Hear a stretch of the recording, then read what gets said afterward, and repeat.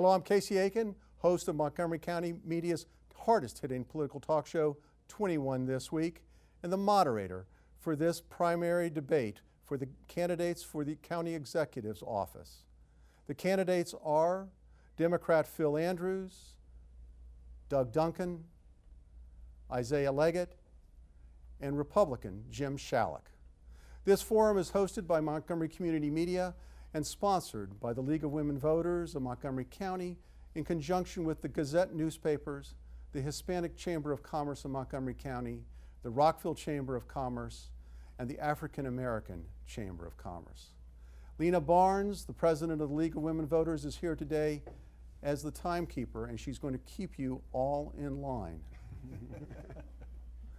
The panel is here today to propose questions to the candidates, and representing their organization in our panel is Kate Alexander, a journalist with the Gazette Newspapers, Mayra Bayonet, Director of Community Outreach for the Hispanic Chamber of Commerce of Montgomery County, and Andrea Jolly, President of the Rockville Chamber of Commerce. I want to thank everyone here at MCM, the League of Women Voters, and the Chambers for all their hard work that went into coordinating this forum. I want to thank the candidates for sharing their time with us today. It's important that participating in forums like this gives voters the information they need to make informed choices.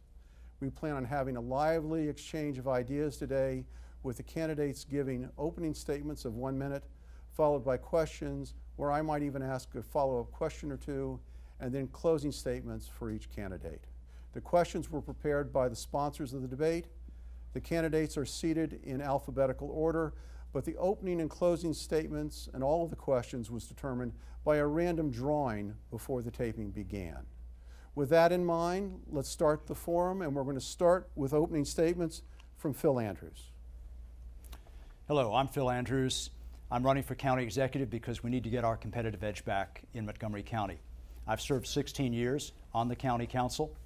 I've worked to bring progressive reform and fiscal responsibility to the county, wrote the living wage law, wrote the county smoke-free restaurant law, wrote the law that reformed our police disability retirement system, was chief sponsor of the law that expanded employment opportunities for people with disabilities. And I've been a strong leader for making sure that we spend in a way that is sustainable and affordable. Our county faces a lot of challenges in the next year, next 2 years, next 3 years, in order to make sure that we improve our ability to compete in this region. We need to do better in Annapolis, that's part of it, but we also have to control our own policies in terms of spending and taxes so we become more competitive, and that we can then continue to be the progressive county that we've been for many years. Thank you, Mr. Andrews. Mr. Shalek, you're next. Thank you. I'm Jim Shalek. I'm the Republican candidate for county executive. And being the Republican, I really appreciate being invited to this. It really shows your fairness, and I really appreciate it. Let me just tell you a little bit about my priority. I moved here 25 years ago from New York City to work in the Justice Department. Prior to that, I was an assistant DA in the Bronx, New York, assistant attorney general of New York State, and at one point, chief of the Bronx DA's Homicide Bureau. When I was in the Bronx DA's office, I prosecuted David Berkowitz, the son of Sam, for 3 murders he committed in the Bronx. I had seen what evil can do to a family and to the city of New York. That's why my priority is public safety. I never, ever want to see a CNN helicopter over any of our schools. I want to see a police presence at all of our schools. I want to see a uniformed marked cruiser at all our schools. And I want to get all the 10,000 plus children being taught in trailers, out of trailers, into classrooms. There's a lot of other issues. Those are my priorities. Thank you, Mr. Shalek. Mr. Duncan. Great. Thank you, Casey. Thank you all for being here. Thank you for watching. I'm Doug Duncan. I'm asking for your vote to be your next county executive on June 24th in the Democratic primary. I had the great fortune to be county executive in years past, where we did an awful lot of good things together. We rebuilt Silver Spring, we built Strathmore Hall, we got more money from the state of Maryland for education and for transportation. We worked very hard to make this a community where people's lives got better. And I'm worried about our future. I want to make sure that our future is as bright as our past has been. And to do that, we can't continue with the status quo. We have many challenges in front of us. Our schools are overcrowded. Our achievement gap among our students is widening. We lead the state of Maryland in job loss, and we need to restore the faith and trust that people have in their county government. And the Silver Spring Transit Center is the biggest example of that. 4 years late, $30 million over budget, and still no plan on how to fix it, how to open it safely for the people of this county. I ask for your vote on June 24th. Thank you very much. Thank you, Mr. Duncan. Mr. Leggett, your Yeah. opening statement, please. My name is Ike Leggett, running for re-election as County Executive of Montgomery County, Maryland.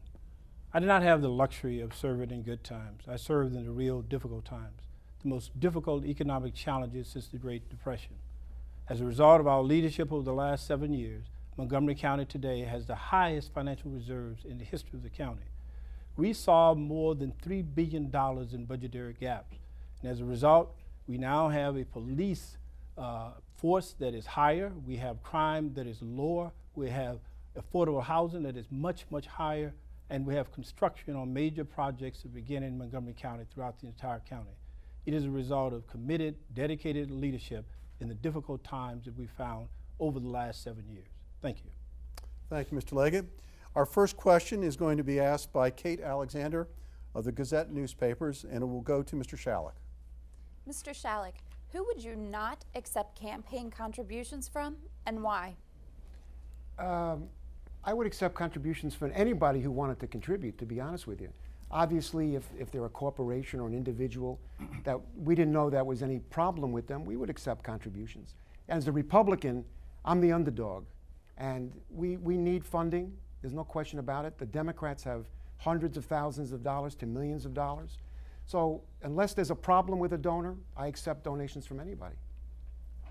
Mr. Andrews, same question. Well, I have a policy of not accepting campaign funds from interest groups, and that includes corporations, unions, PACs, and developers. I think it's important to restore public confidence in government, and that's why I have had that policy since I ran for the county council a long time ago. And I have introduced legislation to institutionalize the opportunity for candidates to run for a county office without being funded by interest groups. I've introduced a public financing bill that has been co-sponsored by all of my colleagues. It has drawn the support of Common Cause, of the Sierra Club, the ACLU, Progressive Maryland, and I believe a lot of the public, because the public is fed up with politics as usual, with broken politics, with interest groups that are dominating campaign financing. So this is a way to expand the opportunity for more people to run for office, to reduce the influence of interest groups, and to make government more responsive to the public. Mr. Leggett, same question. I think my campaign finance has been pretty broad, and so I do not exclude anyone. But I would want to make certain that all campaign expenditures, all campaign donations are disclosed, and that you diversify those expenditures as well as the donors. If we allow that, then you are not subject to any particular group or organization. If you make certain that you have an open door policy, that all people can contribute, certainly you will not accept contributions from someone that's legal or that's in trouble with the law or some other challenges. But overall, I think that it's good to have the ability to collect campaigns across the board, so long as they're not resolved in one particular area, one particular group. Mr. Yeah, Duncan. Maryland's got a long list of campaign contribution laws and what's allowed and what's not allowed. And clearly I have followed the law. I think all of us have, and I think it's something that we need to do. They've changed the law for the next election cycle to change how people can contribute and who can contribute to things. But I too agree that if you have a broad set of donors, it means you got broad support from your community. And I think that's an important sign of showing support throughout the community.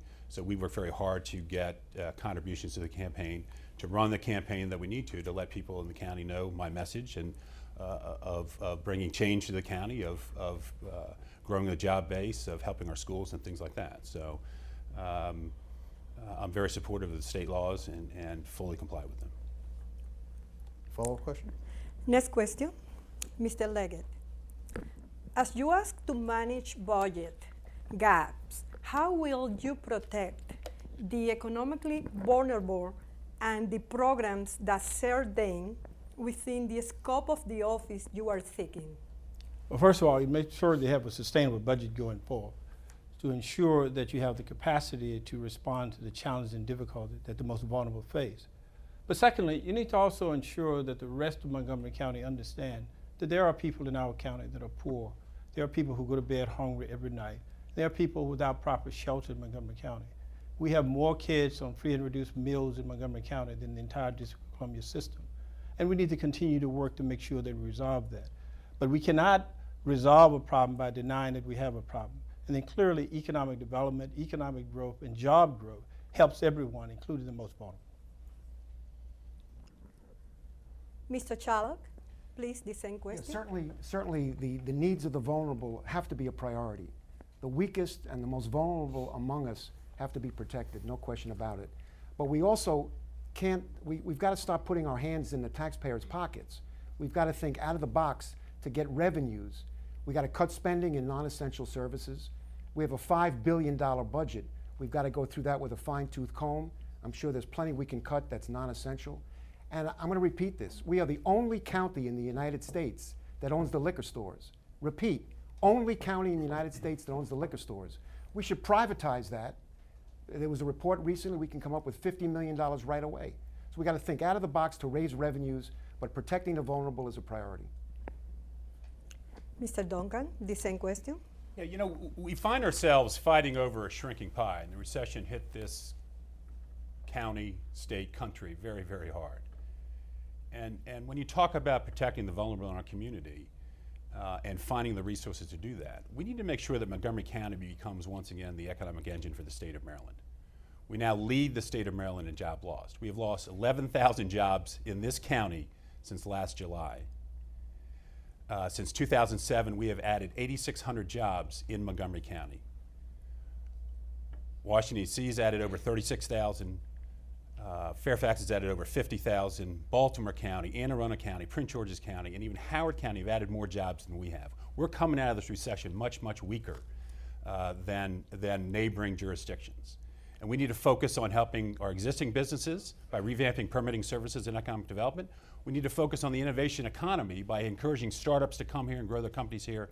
And we need to focus on revitalization of our town centers, which is why I want to make Wheaton the next major revitalization project for Montgomery County. Mr. Andrews. Mr. Andrews, please. Well, our needs have grown substantially in Montgomery County in the last 20 years. Our poverty rate, as measured by the free and reduced meal rate in our schools, is now 34%. We need to do a number of things to address that. One is we need to get a fairer share of our state tax dollars back from Annapolis. We get about 20 cents on the dollar. Annapolis needs to recognize, and we need to have a strong united delegation fighting for us in Annapolis, and the county executive needs to lead that charge. We also need to make sure that we have the money in our own budget for programs that help the vulnerable, whether people are abused, whether they're poor, whether they're infirm, or whether they have disabilities. We need to make sure that we have that moral obligation fulfilled through our budget. A lot of our budget is tied up in salaries and benefits. That's 70% of the budget. If we spend too much in that area, and I think our pay raises that we have seen in the last 2 years of 13.5% to 19.5% have been excessive, very expensive, $85 million. That eats up a lot of the budget that we need to use for other purposes as well. Thank you, Mr. Andrews. Our next question is coming from the Rockville Chamber of Commerce. Is Montgomery County business friendly? If so, how would you address the perception that it isn't? And if it is, how would you create, or if it is not, how would you create a more friendly business community and climate? And we'll start with Mr. Duncan. No, Montgomery County is not business friendly, and that's been a major problem for us. It's why we lead the state in job loss since last July. It's why we are growing fewer jobs than many other jurisdictions around us. So we've got two real issues here. One is the state of Maryland tax structure puts us in an uncompetitive position with Virginia. And two, the county government bureaucracy is not business friendly. We need to revamp, revitalize, redo the Department of Permitting Services, which is really making it difficult for people to open up a business here. We need to revamp our Department of Economic Development to get them focused on customer service again. We need to focus on the innovation economy. We shouldn't be closing the most successful biotech incubator in the state of Maryland, evicting 38 biotech companies to put in a federal cyber research center. We can do both here in this county. We should make Montgomery County the startup center for this region, and we've got to focus on that as a way to help grow jobs. Mr. Leggett. I think there's a perception, and that perception sometimes needs to hit reality. I think when you look at what we've done in Montgomery County in the last 3 years, we've increased jobs by 30,000 jobs. We've included a great deal of change. We've included change that have made permitting service one of the major success stories in the county. You can go in now and get a permit for fire services now that used to take 8 weeks, you can get it in 3 days. The whole system has been revamped. In fact, the head of the department has received the commercial, giving her great credit for her work. I think there's a perception. We need to work through that perception. But if you look at the changes that have been made compared to what we had before, those changes are much more conducive for business. But we need to go through that cycle to make sure that people fully understand it. Mr. Andrews, can you answer the same question? Sure. There are many great things about Montgomery County, but the business climate is not one of them. And the county can do something about that. The county sets tax rates and decides what its own budget is. The county's energy tax is by far the region's highest, and we're told over and over again by businesses that it's a disincentive to growing jobs in this county. In 2010, Mr. Leggett proposed doubling the county's energy tax and said that it should be limited to 2 years because of the significant impact that it would have on residents and businesses. In 2000, energy tax by 27%. As county executive, I commit that I will phase out that increase by the end of the term. Taxes are too high, too many regulations.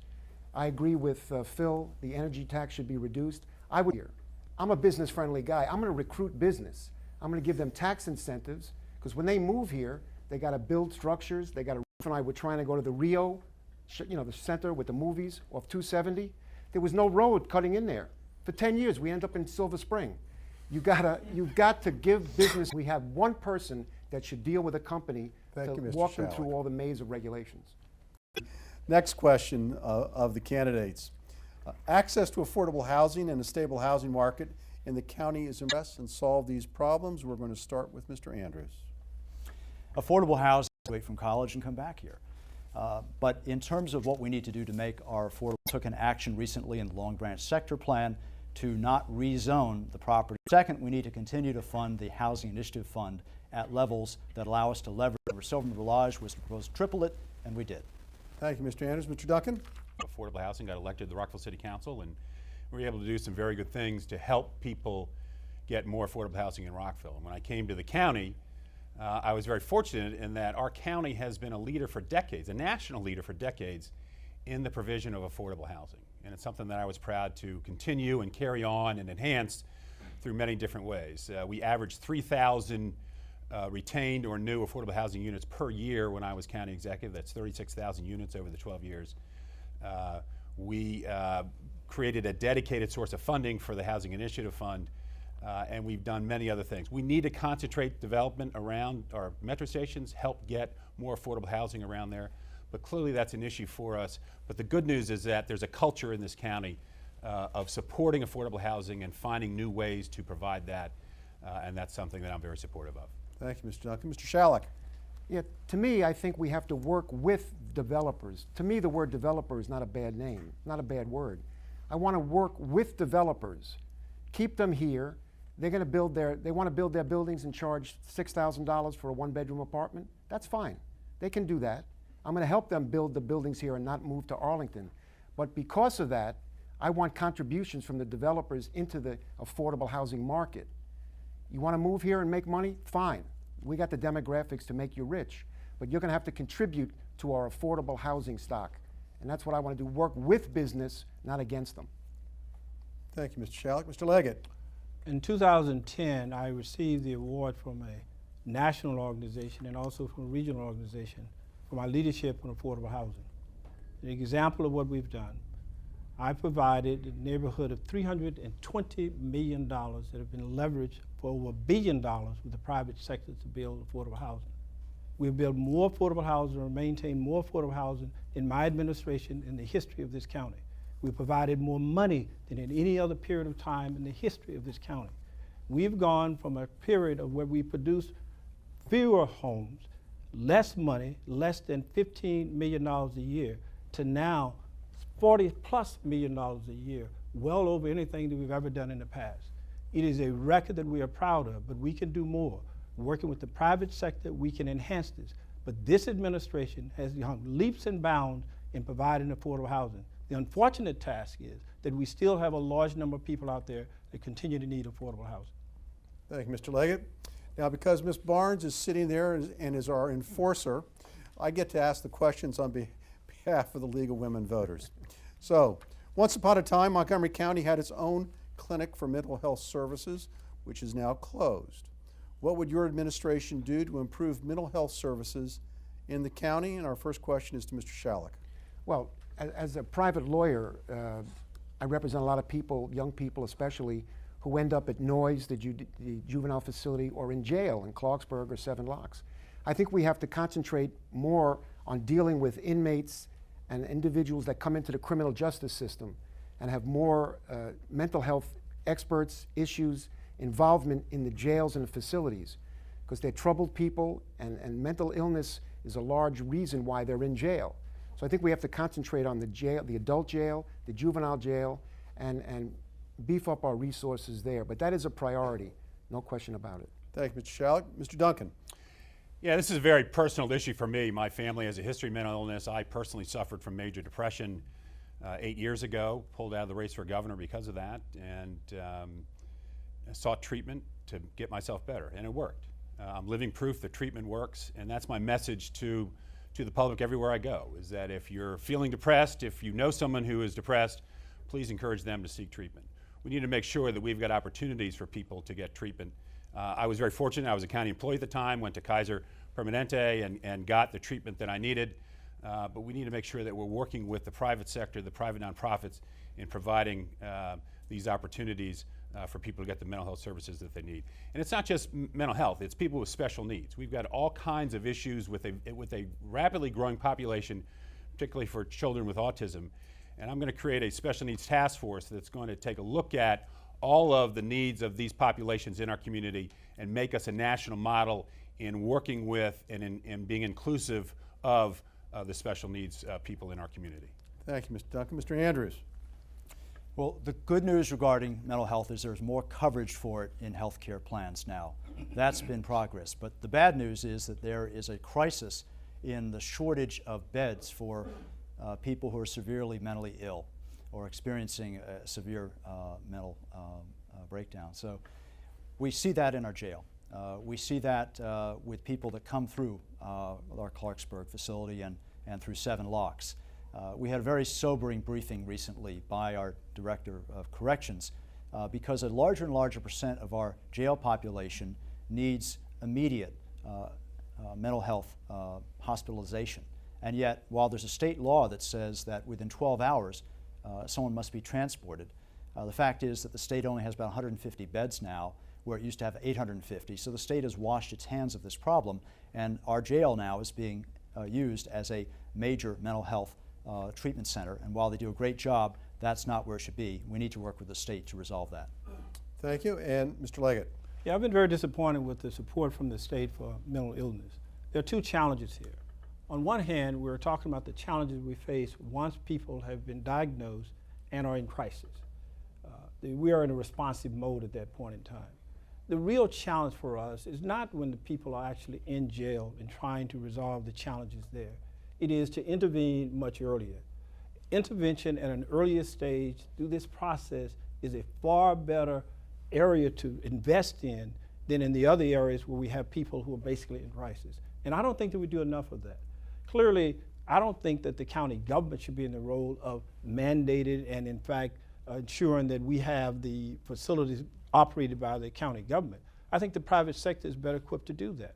But we need to support the private sector with the resources and allow them to intervene at a much earlier stage. That is what I think we should do, and we have not done enough of that, not only at the local level, but primarily at the state level. Thank you, Mr. Leggett. Now we're going to go back to our panel for the questions. Ms. Alexander from the Gazette. We'll start with you, Mr. Leggett. In light of problems with the Silver Spring Transit Center, how would you convince taxpayers that our county has the confidence, the capability, and the resources to not fail in building other large projects? Well, we've built over 40-some projects, and I think this is the only one that we've failed at. And I wouldn't think this is a failure of the county government. I think this is a failure of the contractors. We are now on schedule. They're now building the center. We're resolving the last complex pieces of it. And I think that we will be through with this summer, early fall.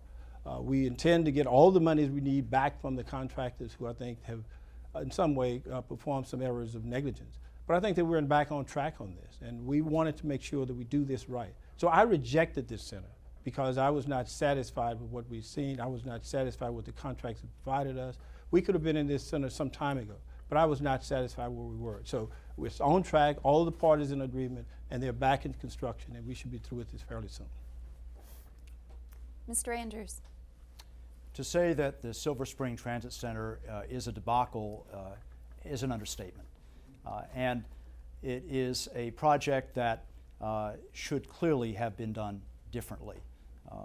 It is a project that existed for years under both Mr. Duncan and Mr. Leggett. I don't know why voters would re-elect either one to finish it.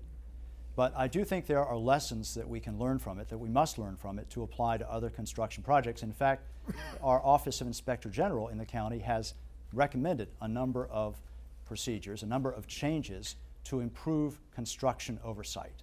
Because we can all agree that nothing like this should ever happen again. And when there are projects like the Silver Spring Transit Center that are high on the risk matrix because they are very expensive, they're being built for someone else, their design is unusual or unique, and there are many contractors involved, then it needs extra scrutiny from the very beginning.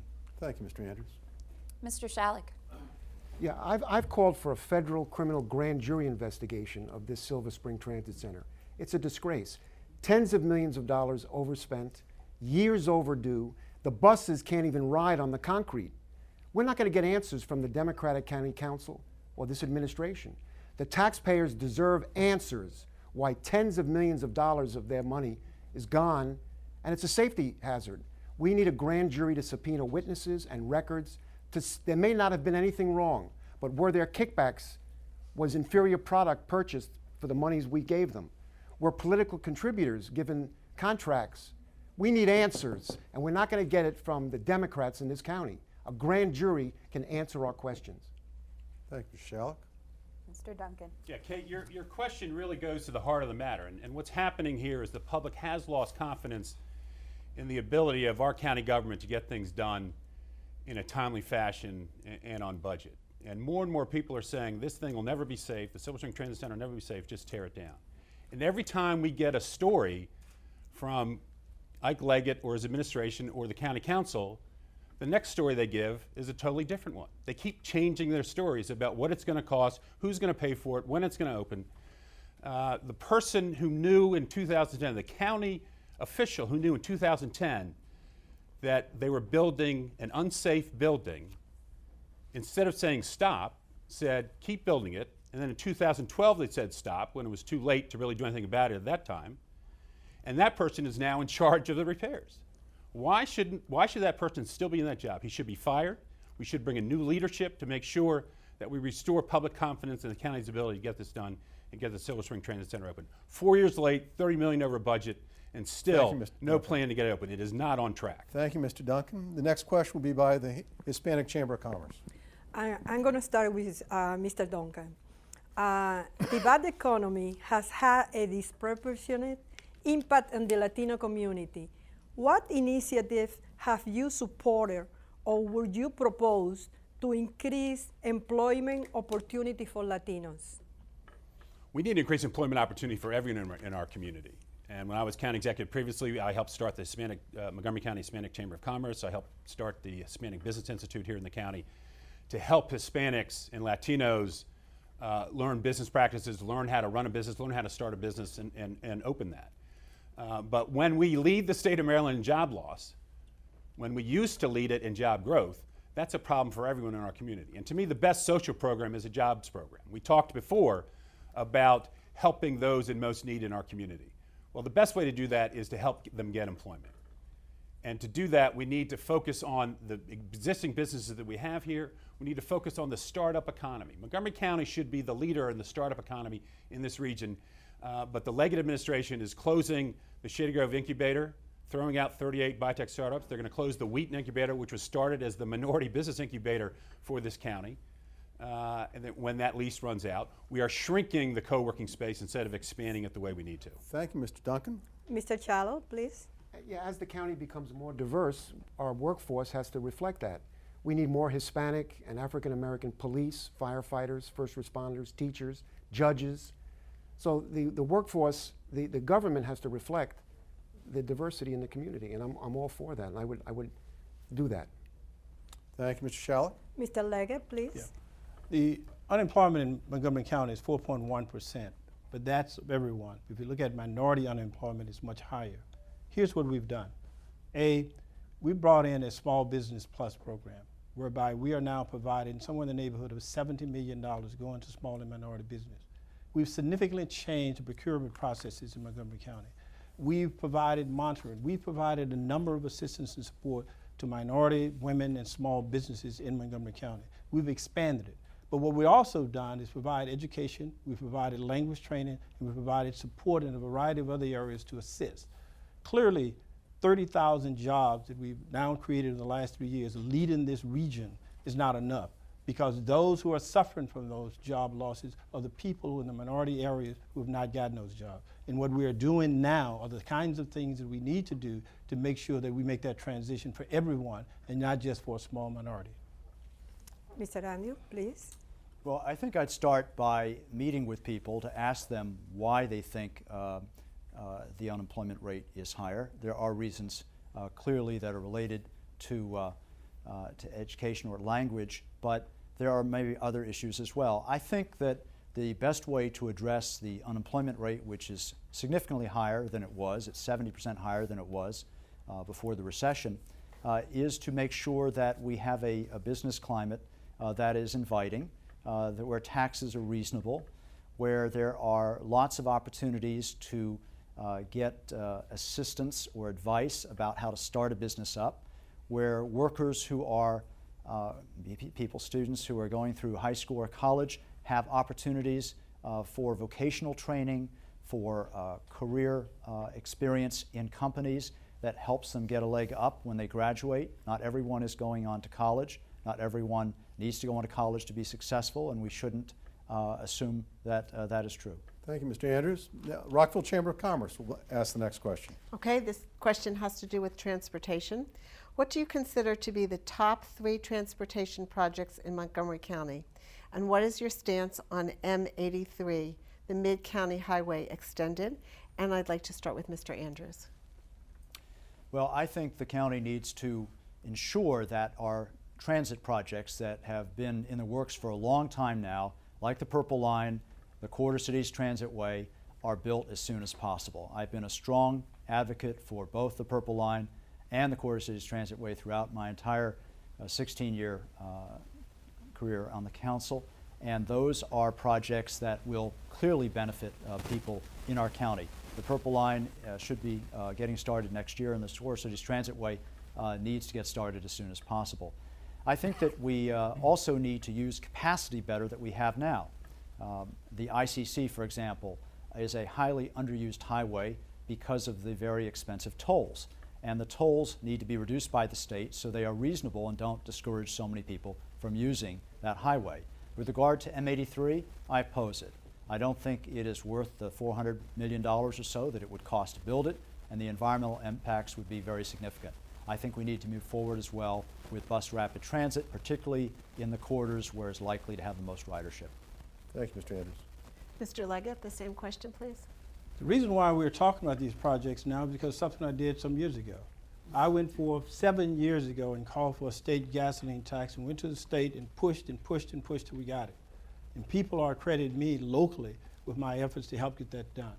So clearly, the Carter City Transit Way is top of the list, Purple Line, and bus rapid transit. We had a groundbreaking ceremony just the other with the Secretary of Transportation.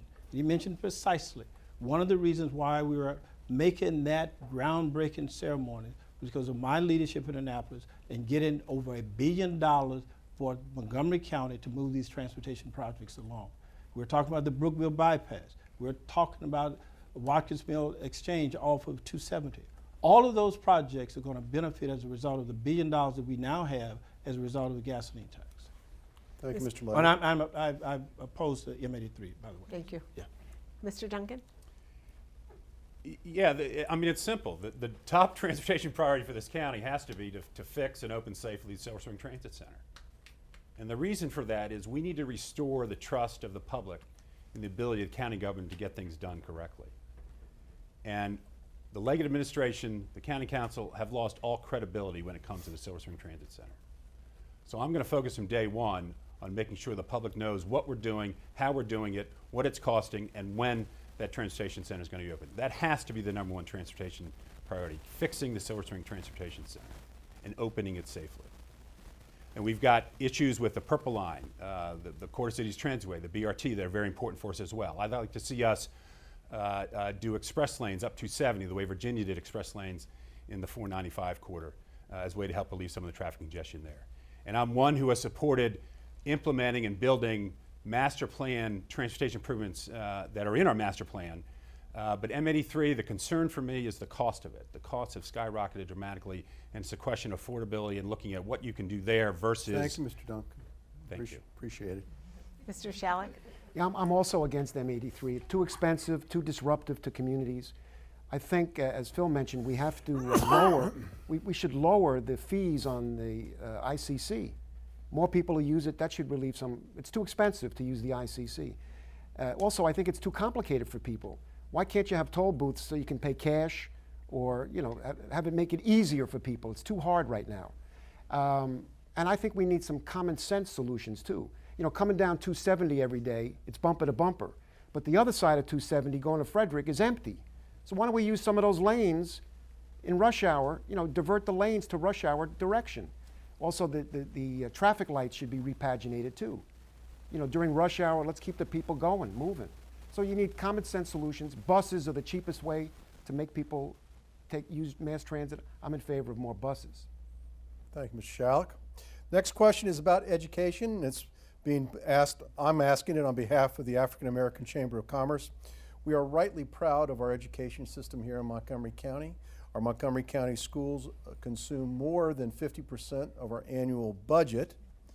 And what would you do to enhance education programs designed to eliminate the achievement gap, especially in the highly impacted African American and Hispanic student populations, while preserving funding for programs that foster parental involvement in the after-school programs? First question is for Mr. Shalik. Well, my first priority with education, I told you about my concerns for safety. To me, a successful day as county executive will be at night to know that all the kids are home safe.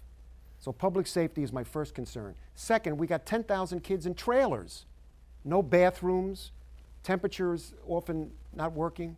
We got to get all the kids into classrooms out of trailers. And in terms of educational, what to do I have no idea what to do about education and what should be taught kids. That's for teachers and educators. And politicians shouldn't tell the professionals what to do in class. I don't like these standardized rules. The teachers, the principals, they know what to do. They'll have my full support. I'm not going to tell them what to do. Thank you, Mr. Shalik. Mr. Andrews, same question. Well, I'm intensely interested in finding ways to reduce the achievement gap because it is unacceptable and it has an impact on the ability of our young people to be successful. We have to address, in my view as well, the engagement gap because I think it contributes a lot to the achievement gap. And the engagement gap is that a lot of students are not getting the type of courses or program that they find relevant to their future and they disengage. So since 30% of students in our high schools have historically not gone on college, and many who go on to college don't graduate in 4 years, we need to provide more opportunities for vocational programs, for internships, for externships, for apprenticeships that help young people find a meaningful career that enables them to support themselves and be independent. We have institutions in place that can help us do that. Montgomery College is an amazing institution. I have served on the Education Committee for 8 years. We need to continue to work on this issue. Thank you, Mr. Andrews.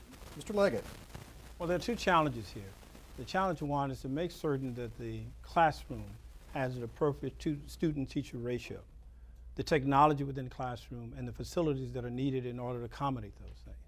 The second part, which I think is more important, is that we need to reduce the stress that impacts the classroom.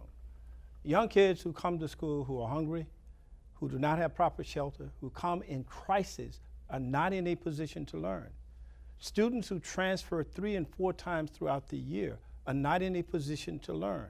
And therefore, we cannot assume that our teachers and our administrators can assume that burden of a crisis and turn those students into scholars and reduce the class size. We need to respond to the challenges in terms of the class itself, but also the stress that impacts the kids going to school. Thank you, Mr. Leggett. Mr. Duncan. Yeah, great schools make a great county, and when you have great schools, everything else gets better. You get better jobs, you get a better quality of life, you get safer neighborhoods, better educated workforce, and the quality of the schools in Montgomery County really is what set us apart from neighboring jurisdictions. But we've got some real challenges in front of us now. We have many, many, many more kids coming into our schools who don't speak English as their first language. We have many, many, many more kids coming into our schools living in poverty. This is tremendous stress on what's happening inside the classroom. We've got to make sure we've got the funding to help provide for those students and the challenges that our teachers and administrators and support personnel are facing as these students come in. But we also need to make sure that we're getting results. And there was a report recently that said that the achievement gap is widening, that we are not making the progress we had hoped we were making. Should be a wake-up call for our superintendent and the school board. They need to come forward with plans and programs of how they're going to change their programs to address this achievement gap, and then we need to find ways to help support them do that. Thank you, Mr. Duncan. Now, we've talked about the economy, we've talked about transportation, we've talked about education, and one of the reasons we're all here today is because we all love Montgomery County, but we also need to find a way to attract more people to our county. This question is coming from the League of Women Voters. A recent report on the county and the nighttime economy seeks ways in which to attract young adults, the 20s and the 30-somethings, to move here and to create the next Arlington, the next H Street, the next Roslyn, the next Courtyard. Should Montgomery seek to replicate those places or creating its own vision for the future? That question's to Mr. Leggett first. I think we should do both. There are some aspects of what we've seen in Arlington that I think works well for Montgomery County. But there's some other things that we've talked about here on this panel in terms of affordable housing. We can turn Tacoma Park, Langley Park areas into a thriving economy, but we can also do so by displacing people that we want to keep there.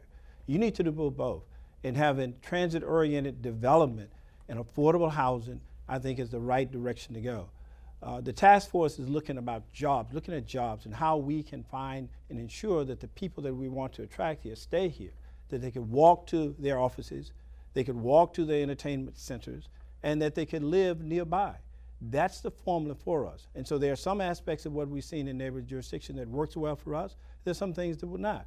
I do not want to see us turn into a center whereby you have a high risk, a high cost of housing, and we displace many of the people that are already here. We can do both, and I think we have an attraction to do that as we move forward. Thank you, Mr. Leggett. Mr. Shalek, same question.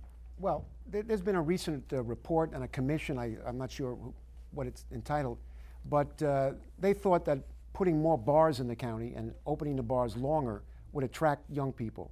That's not my style. I disagree with that completely. You're going to attract young people here with good jobs, good housing. Why don't we have a 4-year university in this county? We're bigger than 6 states. Our budget is $5 billion, and we don't have a world-class 4-year university. We should look into that.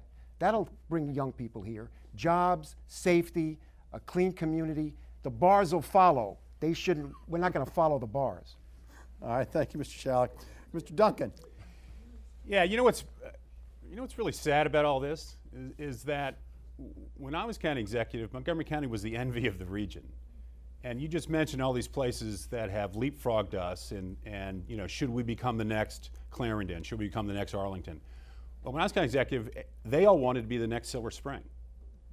In the last 8 years, we've just let that slip away. And it's very, very frustrating, very sad for us as a community. And the answer that our current county leaders, the county executive, county council, had when realizing that the millennials weren't moving here was that let's create a nightlife commission to find ways to keep our bars open later. That's not the answer. The answer is to create the creative culture, the startup culture, the innovation economy here so that people want to come here to start jobs, to grow jobs, and put it around transit-oriented centers so that they're within 10 minutes of entertaining, walking, dining, working, whatever. That's where the focus needs to be. It needs to be on economic growth and making Montgomery County the startup center again. Thank you, Mr. Duncan. Mr. Andrews. We've got to get our competitive edge back if we're going to continue to be a vibrant, growing county and economy and be able to fund the services that people want in the county. The county controls a lot of things. It controls what it sets as taxes. It controls what it spends. It controls at least the amount of effort it makes to get a fair share back from Annapolis, and we need to do far more work there, working with our delegation to do that. Because if the cost of living in the county continues to go up, we're not going to be able to attract more young people to the county, and we're going to lose a lot of the people that we have. So we have to get a handle on the continued increase in the cost of living in the county. That, I think, is the most important thing we need to do in order to retain people and to attract more young people. Thank you, Mr. Andrews. I want to thank everyone for being here today. We're running out of time, so we don't have time for any more specific questions, but I want to thank the panel for the excellent job they did, and I also want to thank the candidates for the excellent job that they have done. And we're going to go directly to closing remarks, and each candidate will have 2 minutes for their closing remark, and we're going to start with Mr. Shalik. Well, again, thank you very much for including me with the Democratic contenders. I really appreciate that. You know, there's 125,000 registered Republicans in this county, and we don't have a voice in state or county government. I'm asking the viewers to please consider my candidacy. I just want to keep the kids safe. I just want to protect our children, grow the economy. My running mates, we have a great diverse slate. We have a number of Asian Americans running, African American, number of women candidates. Please consider our party. We're a caring party, and we want to do the right thing for this county. You know, one-party rule is not good. There's no diversity, there's no friction of ideas, there's no dialogue, there's no controversy. We want to end one-party rule because it's not healthy. Consider my candidacy, my running mates. We want to bring diversity of ideas to the county, and we think a two-party system would be healthy. You look at the Silver Spring Transit Center, you can't blame us. And we just want to do the right thing. Please consider us. And again, thank you for having me. I really appreciate that. Thank you, Mr. Shalik. Mr. Leggett, your opportunity. Thank you. We've heard a great deal today, and I simply suggested we look at the facts, examine them very carefully. It is easy to make statements. It is easy to challenge you with figures that appear to be okay, but you need to really go back and look at it. Secondly, you need to understand the challenges that we faced over the last few years. I mentioned it earlier, but a real challenge here has been to maintain and ensure that we have sustainable budgets going forward, to make certain that we could do all the things that you've heard here today. Cut taxes, yes. Increase spending for schools, possibly. Increase all of the things that we heard today. It is highly unlikely that all of those things could happen the way you heard them today. The real challenge has been things that I've faced over the last few years. That is to close $3 billion in budgetary gaps. Yet, today, we have the highest financial reserves in the history of the county, provide $1 billion in state support for education, increase significantly the amount of school construction dollars as well as operating funds, reduce crime 3 times lower than the national average, and have a response time on fire and rescue that's the envy of this area. In unemployment at 4.1% and 32,000 jobs created over the last 3 years that easily exceeds this region. That's leadership in tough times, not in easier times, but tough times, tough decisions that I had to make as county executive, that when you look at them, no county executive, no mayor, no person in this region made the decisions that Ike Leggett made, and no county has emerged from this as well as Montgomery County. Compare simply the headlines of the last couple of weeks.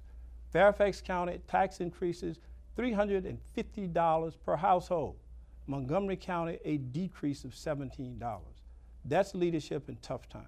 And that's the leadership that I hope you will continue with Ike Leggett. Thank you. Thank you, Mr. Leggett. Mr. Andrews.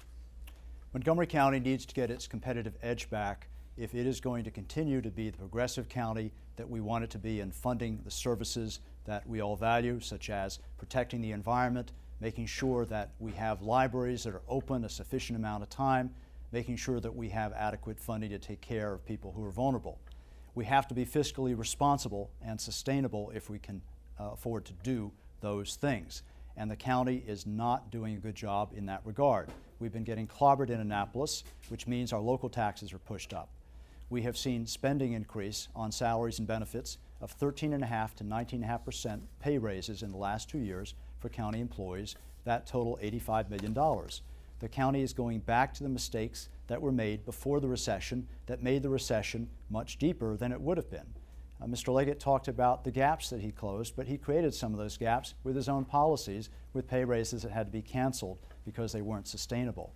We need to make sure that we are including everyone in our economy, that we are reaching out to young people to make sure they have more opportunities for employment, for experience when they are in high school and college, so they can develop into a career that will be supportive. We need to get back to being on the cutting edge of environmental policies. People need to know that Montgomery County is going to do what it needs to do to contribute to our environmental protection and to reducing our carbon footprint. You know, one of the unique aspects of my campaign is I don't take any funds from interest groups. I'm the only one that has that independence. The county executive negotiates for you. I'm the only candidate not funded by interest groups that the county executive negotiates with. Thank you, and I appreciate your interest in the campaign. I ask for your vote on June 24th in the Democratic primary. Our future is at stake.